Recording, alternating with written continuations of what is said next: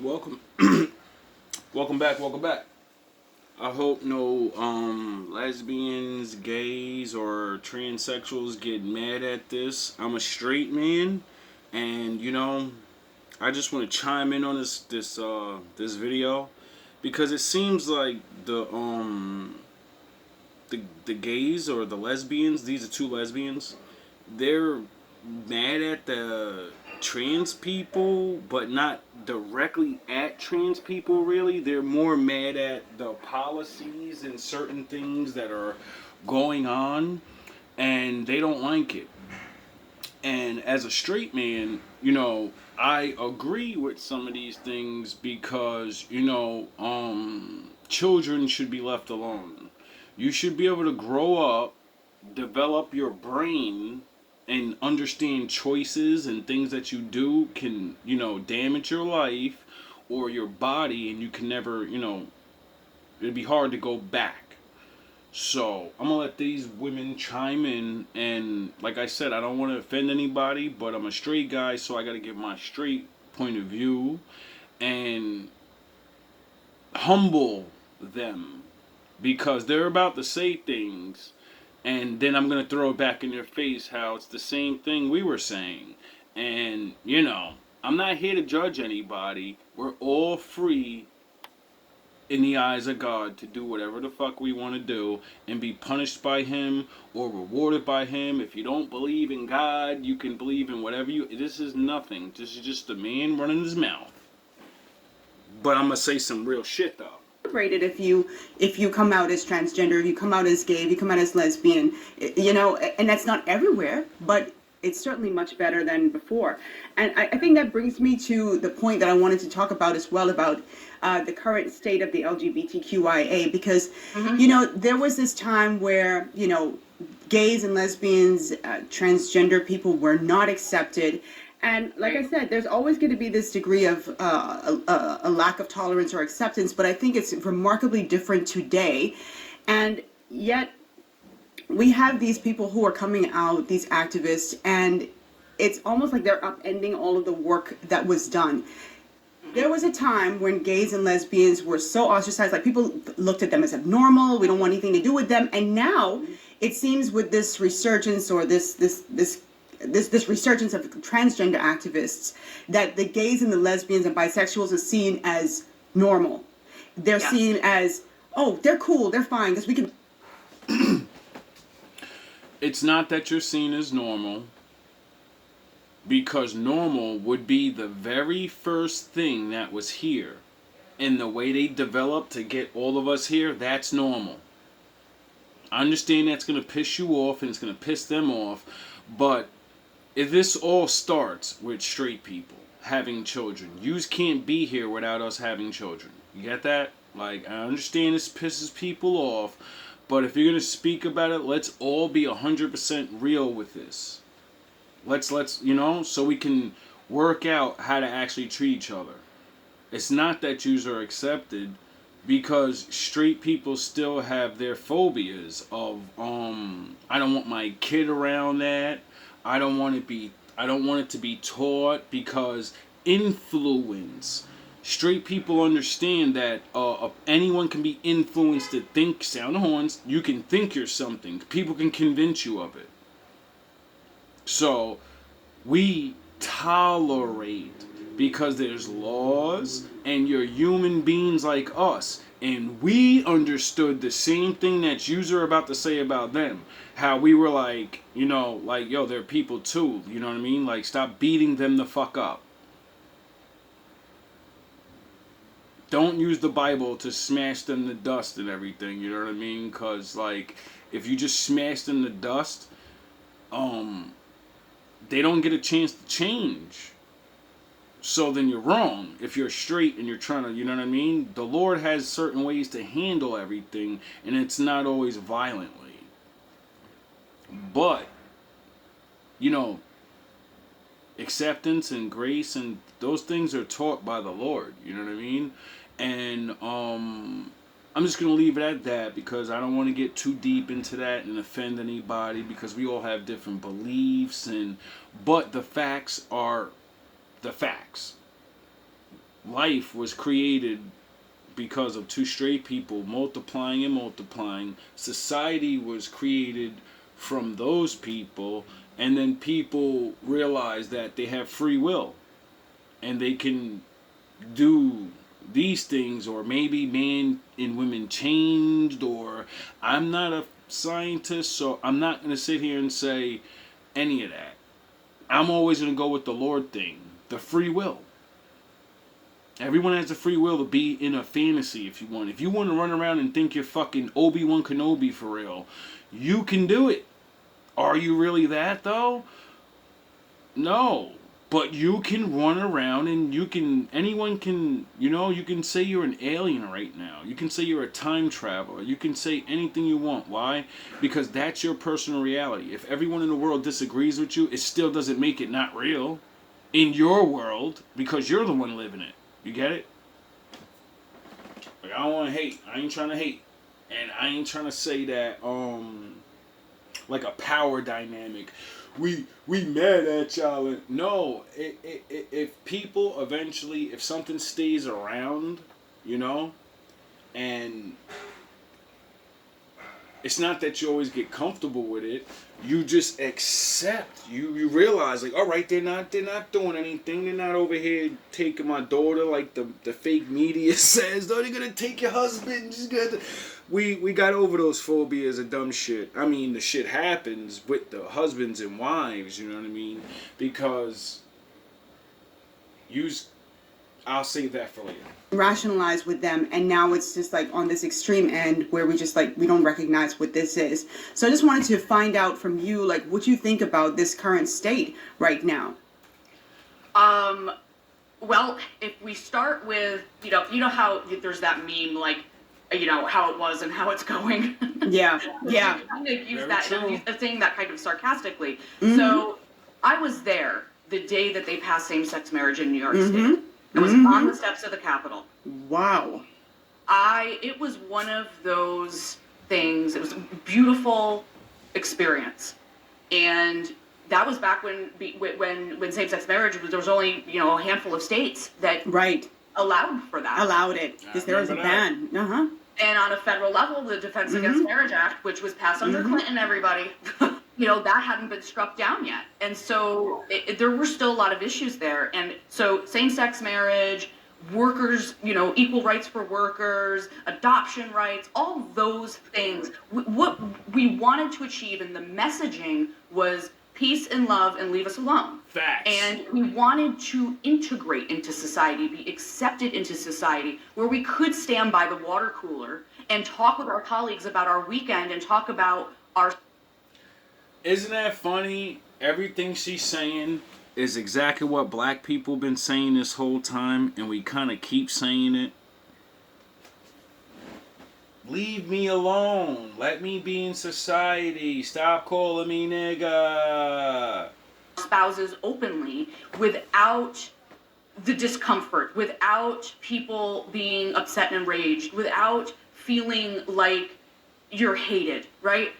Isn't it funny black men still complain about this?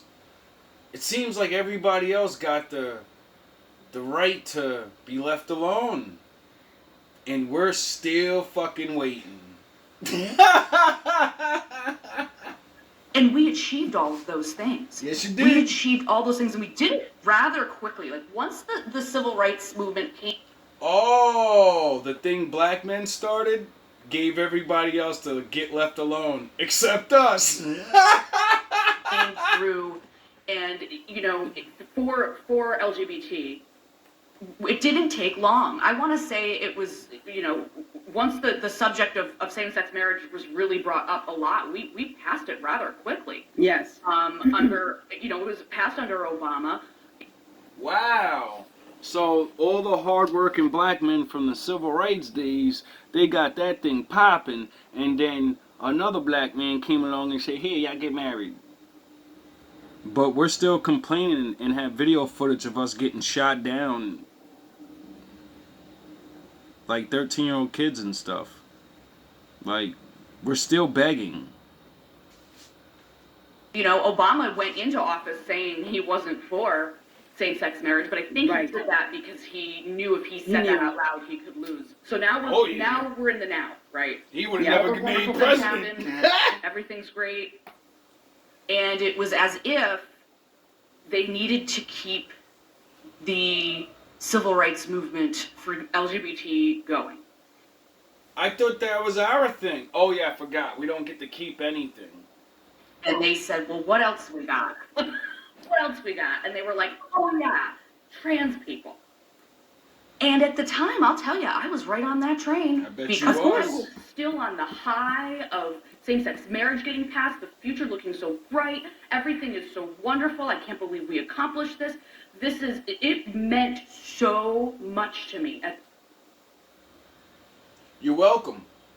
that time to have that happen. It was in my core how much I felt that was a huge piece in the equality puzzle, You're welcome. and that we were finally there. You're welcome. Can you reach down and put your hand up since you're on the top of the wall? And can you help us get up there, please? Can you? We were in your marches. You know, you had our women in the marches, you some of the men. Like, can you help the? Never mind. Yes. And knowing that there'd be more work, and that keeping those rights might be work, but not what they're portraying it to be today. Right. So I think what happened was all these lobbyist groups, the Human Rights Campaign, GLAAD, they have all these employees, all these people, all this stuff, and now what are they supposed to do? Pack their bags and go home? The answer is yes, they are supposed to pack their bags and go home. The job is done, but realistically, But they didn't. And so, of course, we all jumped on the trans train. Yes, we absolutely did, because I didn't want other people to be discriminated against the way I felt I was being discriminated against. So, What about me? What about me? We're the ones that started the civil rights. We're still Never mind. We don't matter. of course, and it would have been, and Vicky, and it would have been selfish to me to be like, okay, I've achieved everything I want now. Screw the rest of you. So yeah. Imagine a black woman saying that. Yes, obviously, I would expect for you to support them. right. Of course, we all jumped on the trans train. Yes, we absolutely did, because I didn't want other people to be discriminated against the way I felt I was being discriminated against. So, of course, And Isn't it ironic she said the train, and I always say that Batman quote, I don't have to kill you, but I don't have to save you neither. And where was it? On a train, and Batman got off that train and said, I warned you niggas long enough. would have been, and Vicky, and it would have been selfish to me to be like, okay, I've achieved everything I want now. Screw the rest of you. So yes, obviously, I would expect for you to support them. right. So, knowing that the cause for that is really, it's different, right? LGBT. Like, I understand you're a lesbian black woman, you know what I'm saying? You know what I mean? So you're not like you don't really care for the male. But you know how you gonna say we can't leave nobody left behind? We what about us?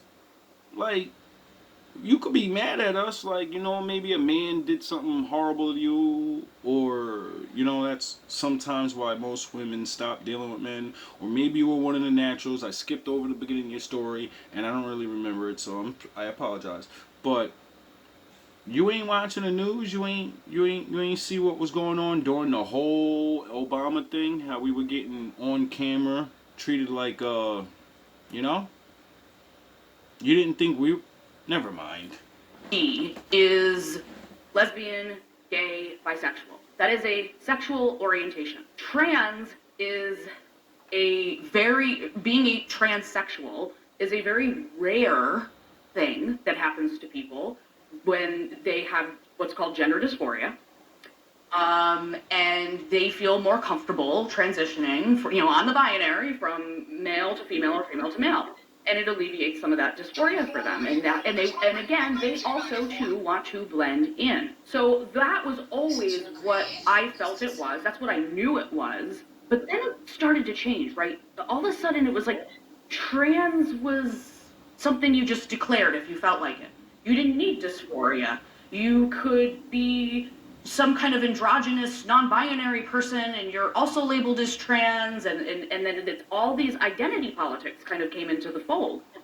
And That's because they're moving from it's a mental thing to it's a biological thing. The same way they did with the homosexual thing. Back in the day, they said it was a sickness, that it was a demented or some weird shit. I forgot the word. And then, no, studies or whatever got people to switch their minds and say, no, it's not a mental problem. It's a biological difference. They have, like, you know, your hormones are different. Balanced different or something like that, or something like y'all know more than me, you know what I'm saying? But it's the same thing with you guys. They said it was this, and then it's, you know, so they're doing the same thing with them. I'm at that point, I'm going, wait a minute. I'm like, this is kind of weird, but I still was like, okay, all right, maybe I don't know everything here. You know, I know what you mean. Slow down. I'm just learning. But then it got out of control because then it was bleeding into children. Yeah. Bleeding into these other segments of society. I mean, every pillar of society, the education system, government, everywhere. And I guess that's where they drew the line and said, wait up. You're not going to wait up. You know what I mean? And I understand. Name for this weapon. In 1994, the Wright Laboratory in Ohio, a United States Air Force laboratory that later merged into the United States Air Force Research Lab, attempted to make something that would genuinely change the world forever if it did. The gate bomb, the actual formal name for this weapon. In 1994, the Wright Laboratory in Ohio, a United States Air Force laboratory that later merged into the United States Air Force. The gate bomb, the actual formal name for this weapon. In 1994, the Wright Laboratory in Ohio, a United States Air Force laboratory that later merged into the United States Air Force Research Lab, attempted to make something that would genuinely change the world forever if it did come to fruition. They started plans to make a non-lethal chemical weapon that would use human sexual pheromones to stun the enemy. The idea was that these pheromones would be fast-acting and turn soldiers on the battlefield gay. After they got turned gay by the gay bomb, they would be too infatuated with their fellow soldier to fight. And in their words, they hoped this would cause homosexual behavior on the battlefield, and they described it as distasteful but completely non-lethal. This is a real thing that our tax dollars funded. They got the idea to make this thing for... Look, it's all about pronouns and gender identity, and the ideology is just exploded. And they've used the LGB and the T and expanded it to QIA plus blah, blah, blah.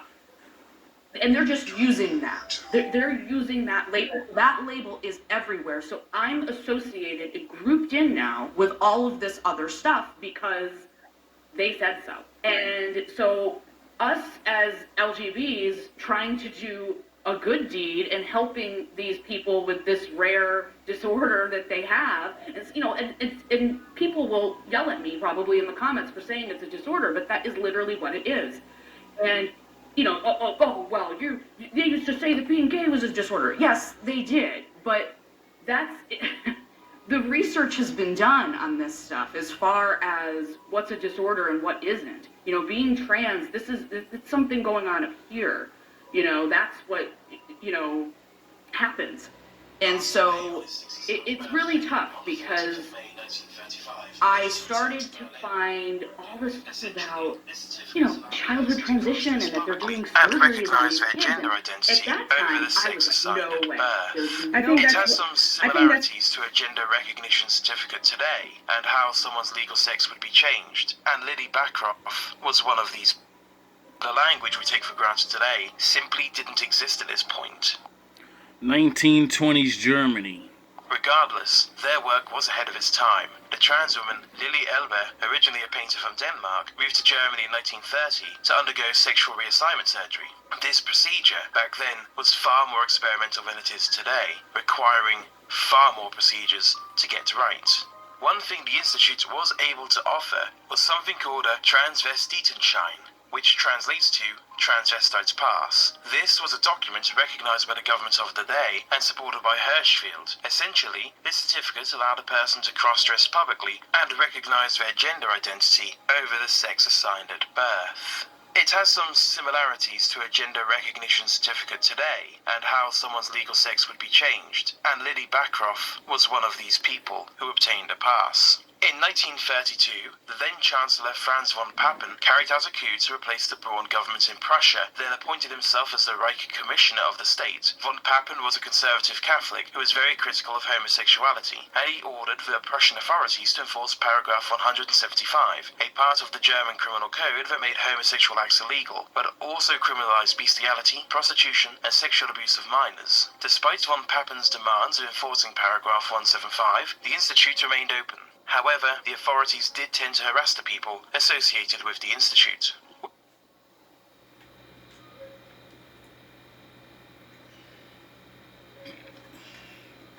My father said there's nothing new under the sun. Where it really exploded for a lot of people and where the buck stopped. It was like, okay, you can do whatever you want to do as an adult, that's fine. But I think the minute we started to incorporate children into this conversation and we saw kids saying, I identify as this and I want to transition, I think that's where a lot of people, heterosexuals, gays, lesbians, bisexuals, and even some transgender people said, no, that's too much. Right. And I didn't want to believe it at first. I kind of thought it was a quote-unquote right-wing talking point. You know, I was that person for a while that believed that maybe kids really were trans and that this movement was for a reason and there's something I didn't know about. And I wasn't totally putting it together yet. But then I started venturing out and doing my own research on the side on that particular topic because I was like, what is this? You know? And what I found out was really, really scary stuff. That they really are doing medical procedures on kids that are under 18, top surgeries, and they're giving them hormones, they're giving them puberty blockers, and it's this one big, gigantic experiment. And more people have started to come out and say, I was part of that experiment. The American Wild West has a forgotten trans history. For most of the 19th century, the Western frontier was a pretty lawless place. Ongoing land disputes between Native American tribes and the U.S. government meant there wasn't a ton of federal oversight or law enforcement, which is why we see a lot of outlaws and people wanted dead or alive across the Western frontier. Other people living on the outskirts of society began to see the West as a chance to start over too, and according to queer historians like Peter Bogue, it became a place where people could redefine their gender and sexual identities. If you comb through newspapers from the Wild West, you'll find stories about people who didn't conform to typical gender norms, like Bandit Jack Hall and Cowboy Harry Allen. This wasn't because gender nonconformity was necessarily accepted in the West. People who were outed often faced persecution, but the West's rugged nature allowed people to express themselves and live their lives privately. Medical procedures on kids that are under 18, top surgeries, and they're giving them hormones, they're giving them puberty blockers, and it's this one big, gigantic experiment. And more people have started to come out and say, I was part of that experimentation.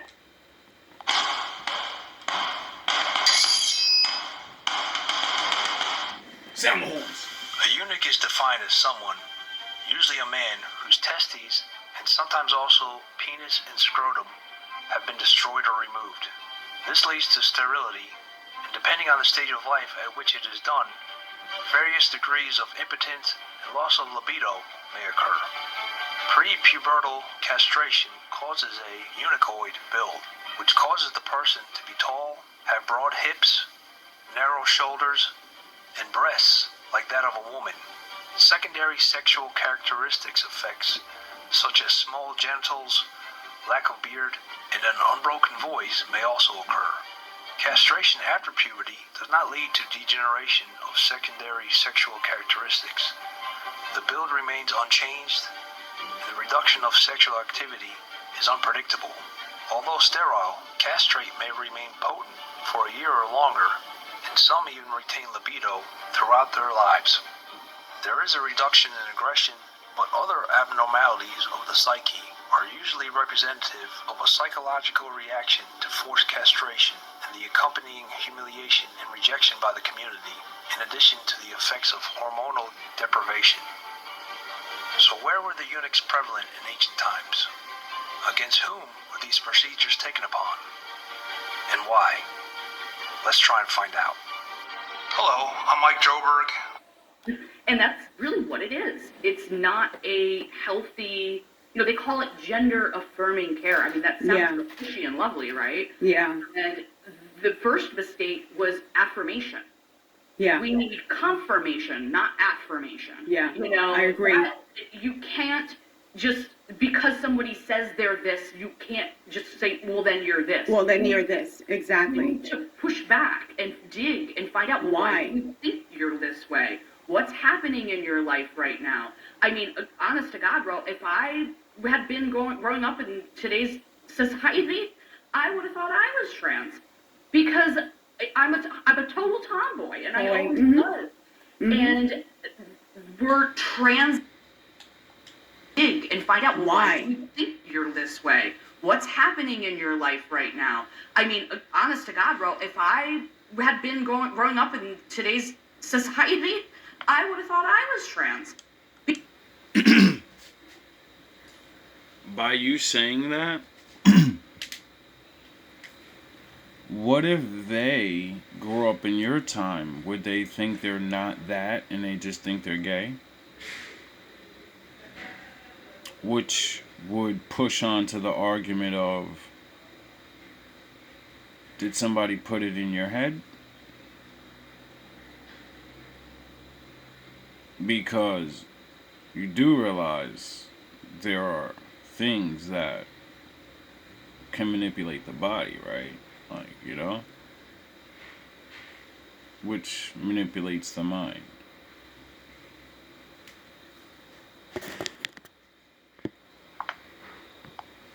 Marine Corps veteran and filmmaker, and we will try to answer these questions on today's episode of Forgotten History. I don't know. But what I do know is a lot of things is people are talking. And I want to know.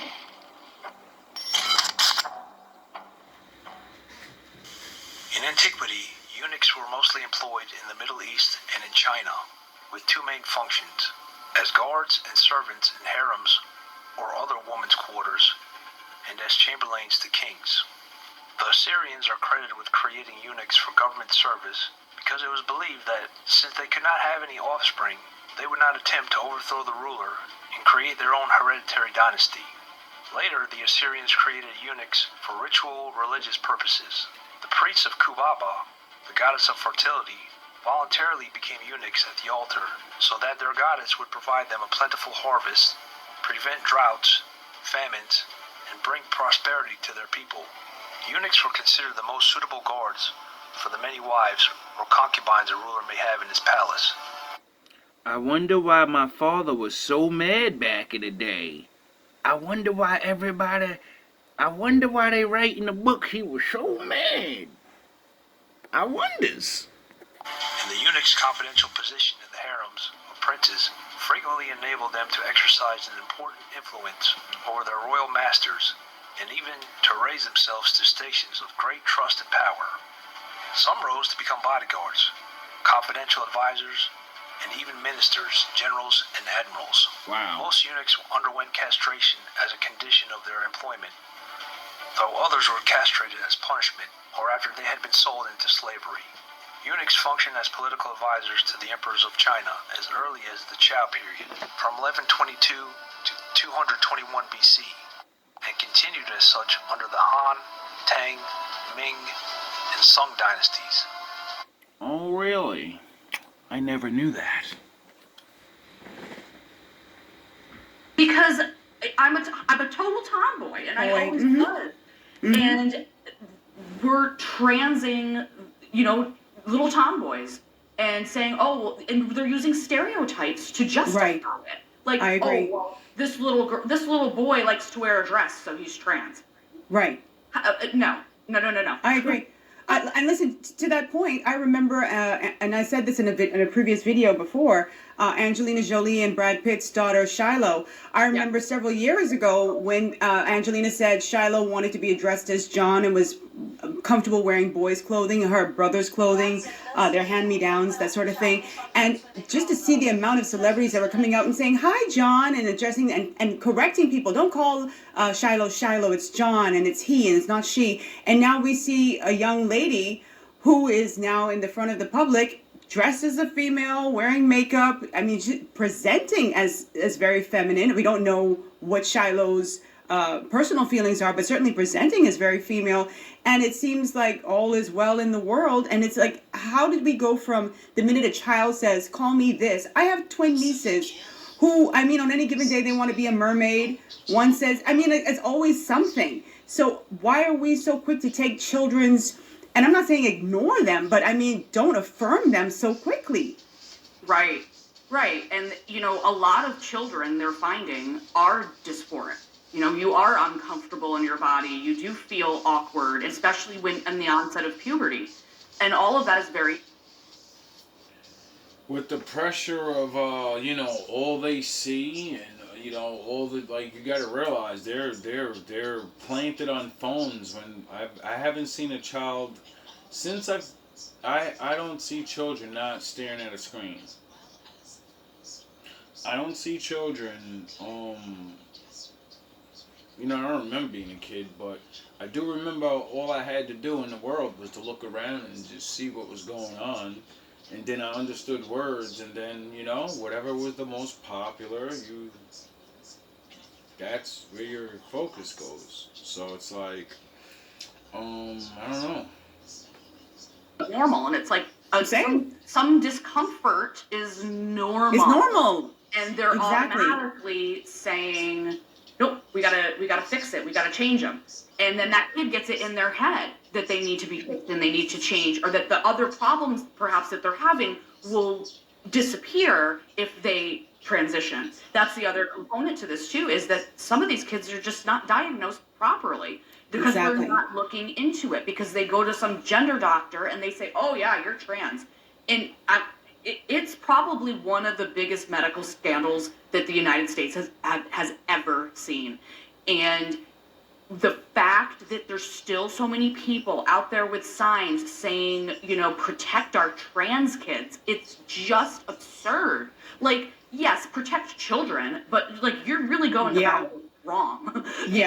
And you're taking a choice away from them that they should be making when they're of age. If they really feel that way. Agreed. Make that decision when they're of age. If they really feel that way. Agreed. Make that decision when you're an adult.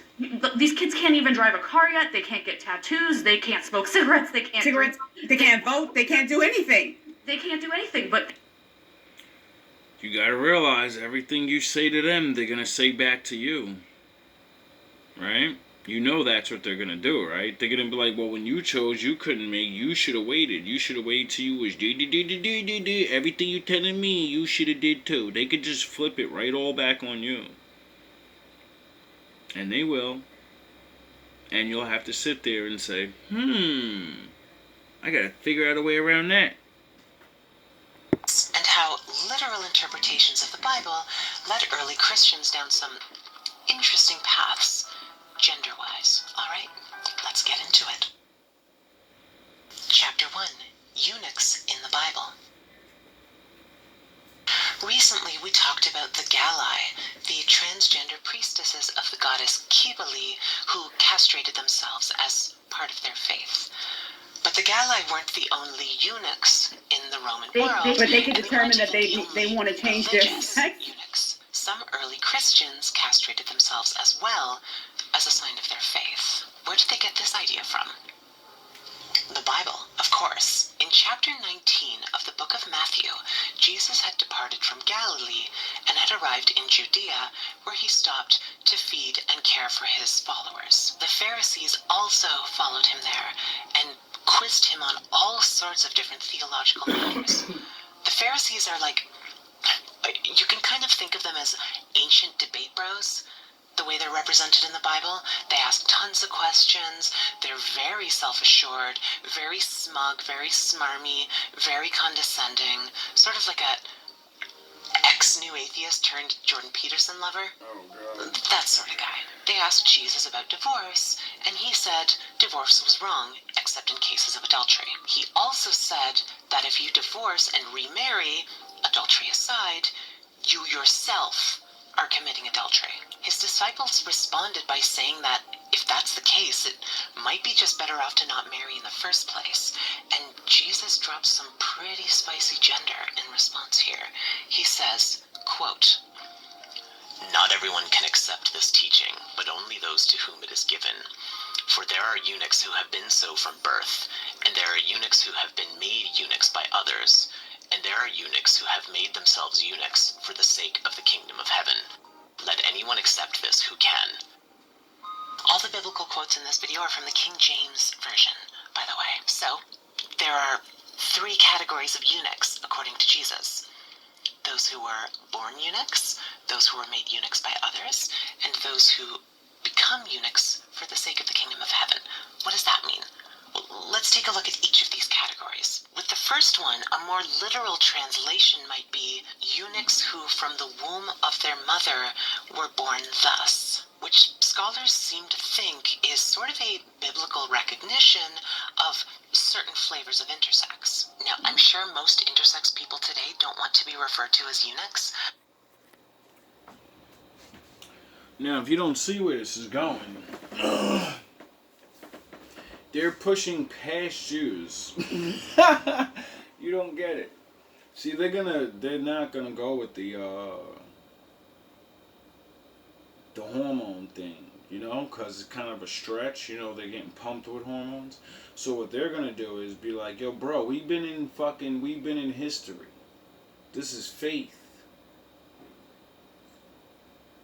They're gonna pull one of those. And then they could whip out all these little things and argue all these things, right? They could just do that. And then, you know, everybody hits that wall. My father built this wall. And it's called the reality wall. You can pretend and do whatever you want, but you're gonna hit the wall. And when you hit the wall and you're not living reality, it's gonna hurt. That's why they say the truth hurts, if you're not living in the truth.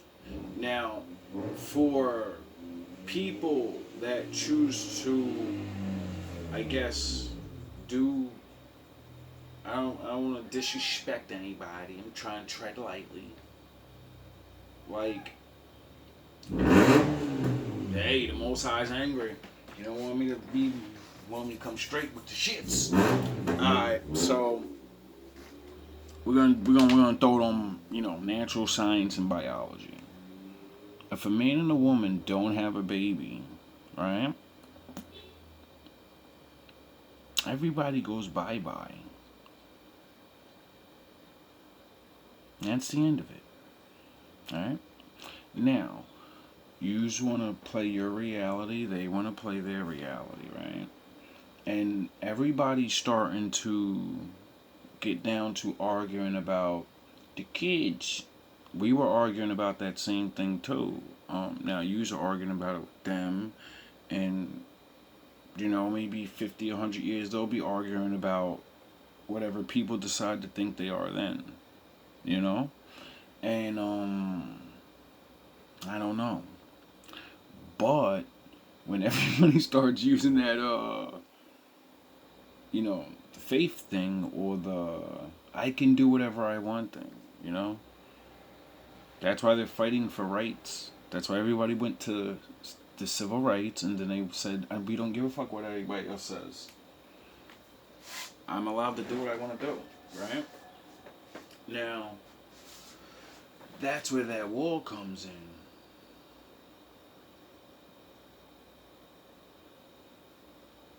Because which will never happen. At least I don't think so.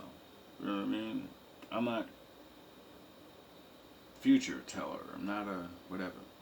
But let's just say everybody starts getting angry at each other, right? And then everybody goes, all right, you're allowed to believe whatever you want to believe. We're going over there, and you're not allowed to cross that line. Period. Whoever believes and wants to live that way, you live over there, they'll live over there, and we'll live over here. You know? Instead of arguing and fighting about who should be treated like anything, because no one will be amongst each other. Everybody will be amongst their own. So that discrimination should disappear. Violence will not, because people, people, regardless of what you choose to believe in this reality. But that problem of arguing will go away, because everyone's arguing to live amongst each other. And I get it, But it seems like the living amongst each other is causing the fights, because we affect each other's life. We all are alive and we all get to choose what we want to do, but we all affect each other's life. So how do we come to a point where your choices affect you, their choices affect them, and our choices, you know what I mean? That's the separation thing my father talks about. But then, like I said, that wall's there.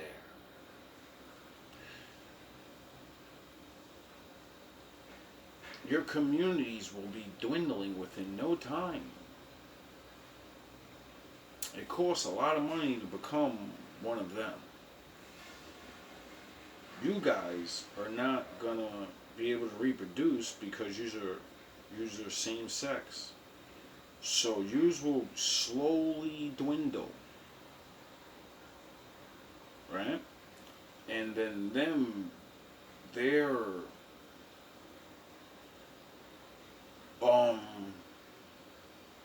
they don't go away, because like they marry each other and shit, just like you guys, and it's man and woman, but they're reversed.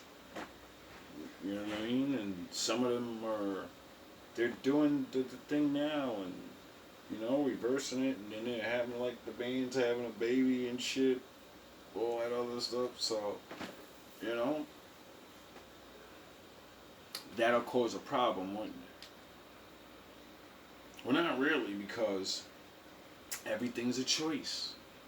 All the ones from over here, whatever ones that grow up and say, well, I don't want to be here no more, I don't want to live this way.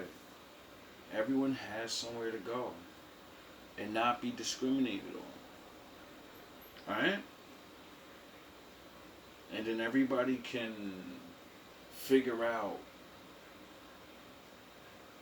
how to, I don't know,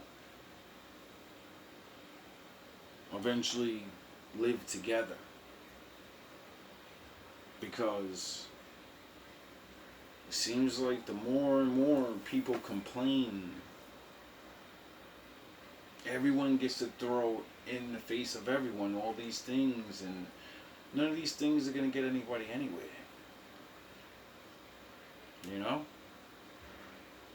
And people are acting, or maybe don't have certain knowledge, because I don't. But I do know about that onslaught of history facts that, my father said, this ain't nothing new.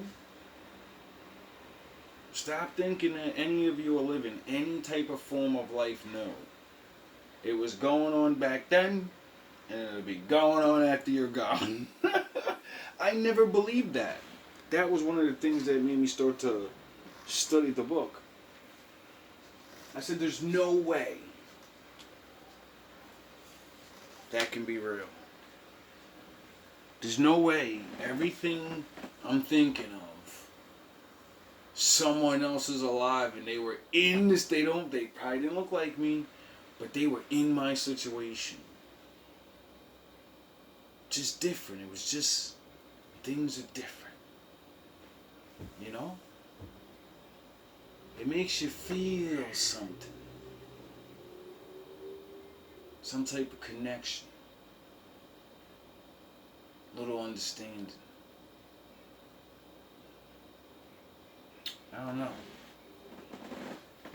What I do know is, ever since I've seen these lifestyles through history,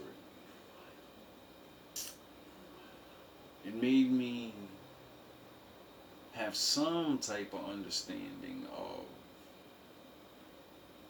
I'm not just gonna make fun or hate, because, like I said in the beginning, we're still waiting to use those civil rights so everybody stop beating our heads in. Isn't that ironic? The creators of a law will be the last ones to use it. I guess my father did say the first shall be last and the last shall be first. All love, all praise to the Most High. Who's probably gonna sin again? Truly, no hard feelings. I'm sure Things I don't understand. I don't understand. Sometimes I need to be alone. And when you don't understand, you usually offend people.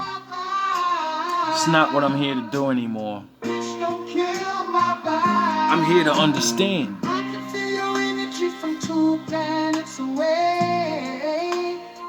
I got my drink, I got my music, I would share it, but today I'm yelling, bitch, don't kill my vibe. Bitch, don't kill my vibe. Bitch, don't kill my vibe.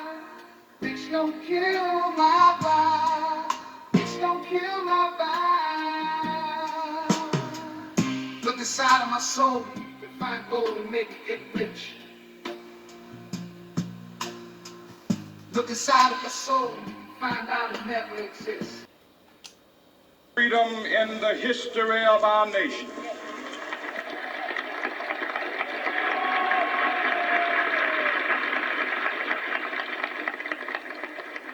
Five score years ago, a great American in whose symbolic shadow we stand today signed the Emancipation Proclamation. This momentous decree came as a great beacon light of hope to millions of Negro slaves who had been seared in the flames of withering injustice. It came as a joyous daybreak to end the long night of their captivity. But 100 years later, the Negro still is not free. 100 years later, the life of the Negro is still sadly crippled by the manacles of segregation and the chains of discrimination. 100 years later, the Negro lives on a lonely island of poverty. I have a dream that one day this nation will rise up and live out the true meaning of its creed. We hold these truths to be self-evident, that all men are created equal. The dream that I had that day has at many points turned into a nightmare. Now, I must confess that that dream that I had that day has at many points turned into a nightmare. Now, I must confess that that dream that I had that day has at many points turned into a nightmare. Now, I'm not one to lose hope. I keep on hoping. I still have faith in the future. But I've had to analyze many things over the last few years, and I would say over the last few months. I've gone through a lot of soul-searching and agonizing moments. And I've come to see that we have many more difficult days ahead, and some of the old optimism was a little superficial, and now it must be tempered with a solid realism. And I think the realistic fact is that we still have a long, long way to go, and that we are involved in a war on Asian soil, which, if not checked and stopped, can poison the very soul of our nation. I'm not going to say that all of our problems will be solved if the war in Vietnam is ended, but I do say that the war makes it infinitely more difficult to deal with these problems. When a nation becomes obsessed with the guns of war, it loses its social perspective, and programs of social uplift suffer. This is just a fact of history, so that we do face many more difficulties as a result of the war. It's much more difficult to really arouse a conscience during a time of war. There is something about a war like this that makes people insensitive. It dulls the conscience. It strengthens the forces of reaction, and it brings into being bitterness and hatred and violence. I think the biggest problem now is that we got our gains over the last 12 years at bargain rate, so to speak. It didn't cost the nation anything. In fact, it helped the economic side of the nation to integrate lunch counters and public accommodations. It didn't cost the nation anything to get the right to vote established. And now we are confronting issues that cannot be solved without costing the nation billions of dollars. Now, I think this is where we're getting our greatest resistance. They may put it on many other things, but we can't get rid of slums and poverty without it costing the nation something. I think this is where we're getting our greatest resistance. They may put it on many other things, but we can't get rid of slums and poverty without it costing the nation something. I feel GMB TV. Shout out Joey. Jersey. Yo.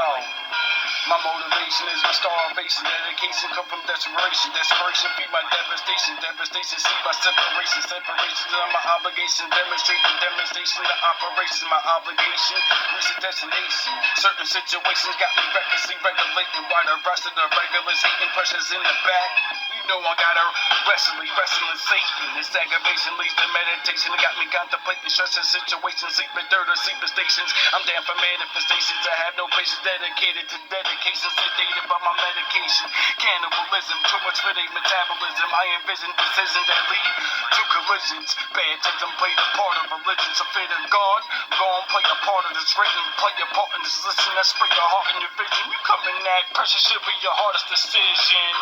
2 steps away from eating out of garbage cans. I wish I would have stayed in school. I could have went to college, man. High school, never had a college plan. Mama wanted to see me go up to be the college man. But the city got a nice grip, biddies with nice tits. So I ran the city on night shifts like Chris. My ice is kept in reserve despite this hype shit.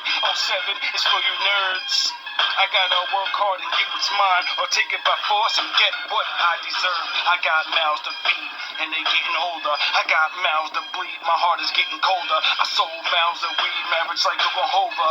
Fake styles and greed, now I'm broken, it's over. Fighting back is all that I'm good at. Born out of a trail that made me a hood cat, not a hood rat. Upheld the codes and on my late nights, all a nigga asked where the hood at. No one stepped up and gave me a good back.